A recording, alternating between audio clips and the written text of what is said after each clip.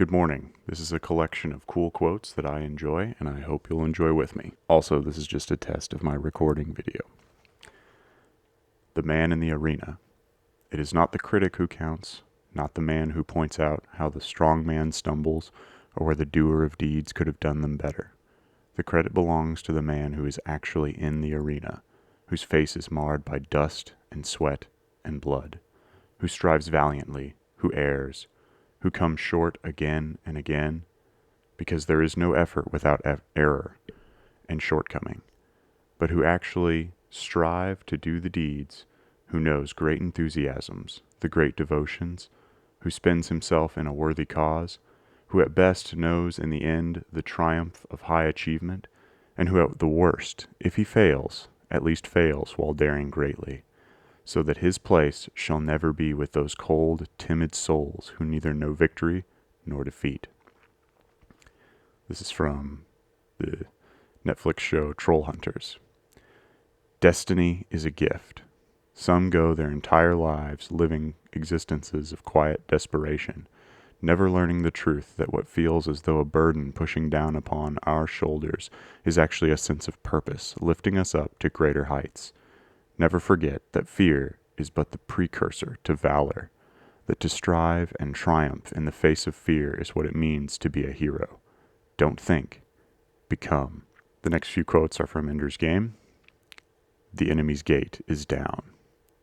That's life. It hurts, it's dirty, and it feels very, very good. This is from a Halo novel. Duty, honor, and self-sacrifice. Death does not diminish these qualities in a soldier. We shall remember. This is from Mark Twain. In a republic, who is the country? Is the government which is for the moment in the saddle? Why, the government is merely a temporary servant. It cannot be its prerogative to determine what is right and what is wrong, and decide who is a patriot and who isn't. Its function is to obey orders, not originate them. Who then is the country? Is it the newspaper? Is it the pulpit? Why, these are mere parts of the country, not the whole of it. They have not command, they have only their little share in the command. In a monarchy, the king and his family are the country. In a republic, it is the common voice of the people, each of you, for himself, by himself, and on his own responsibility, must speak. It is a solemn and weighty responsibility, and not lightly to be flung aside at the bullying of pulpit, press, government, or the empty catchphrases of politicians. Each must for himself alone decide what is right and what is wrong, and which course is patriotic and which isn't. You cannot shirk this and be a man. To decide against your convictions is to be an unqualified and inexcusable traitor, both to yourself and to your country. Let men label you as they may. If you alone, of all the nation, shall decide one way, and that way be the right way, according to your convictions of the right, you have done your duty by yourself and your country. Hold up your head. You have nothing to be ashamed of. This nation was founded on one principle above all else, the requirement that we stand up for what we believe, no matter the odds or the consequences. When the mob and the press and the whole world tell you to move, your job is to plant yourself like a tree beside the river of truth and tell the whole world, no, you move.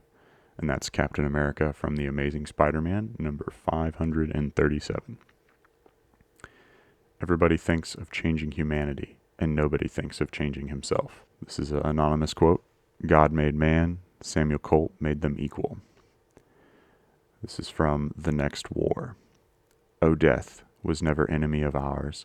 We laughed knowing that better men would come and greater wars, where each proud fighter brags. He wars on death for lives, not on men for flags.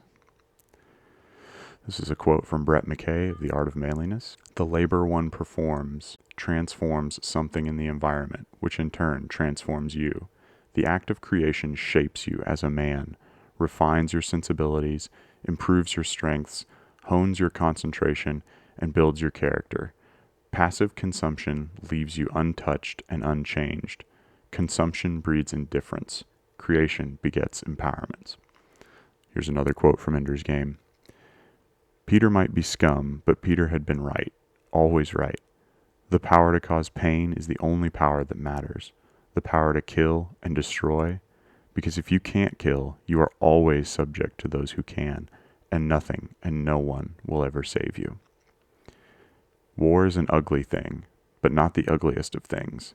The decayed and degraded state of the moral and patriotic feeling which thinks that nothing is worth war is much worse. The person who has nothing for which he is willing to fight, nothing which is more important than his own personal safety, is a miserable creature, and has no chance of being free unless made and kept so by the exertions of men better than himself. And that's from John Stuart Mill. Our forefathers had civilization inside themselves, the wild outside. We live in the civilization they created, but within us the wilderness still lingers. What they dreamed, we live, and what they lived, we dream. T.K. Whipple. Rules of a gunfight. Number 1, always cheat, always win. Number 2, bring a gun. Number 3, if you have friends who own guns, bring them. Number 4, bring 2 guns. Thank you for testing my audio equipment with me.